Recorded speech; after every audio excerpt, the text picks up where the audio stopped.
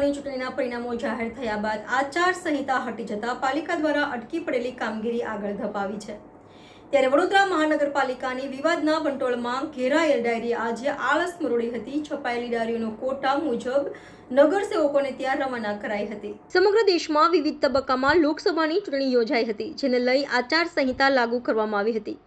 ત્યારે વિવિધ સરકારી કામો અટવાઈ પડ્યા હતા। હવે ચૂંટણીના પરિણામો જાહેર થઈ ગયા છે। નવી સરકાર બનશે તે પાછળ પણ અસમંજસ જેવી પરિસ્થિતિ છે।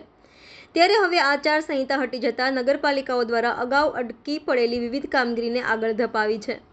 વડોદરા નગરપાલિકાની ડાયરીને લઈ અગાઉ ઘણો વિવાદ જોવા મળ્યો હતો। ડાયરી છપાઈને તૈયાર પણ થઈ ગઈ, પણ વચ્ચે આચારસંહિતા લાગુ થઈ જતા તેને વિતરણ પર બ્રેક વાગી ગઈ હતી।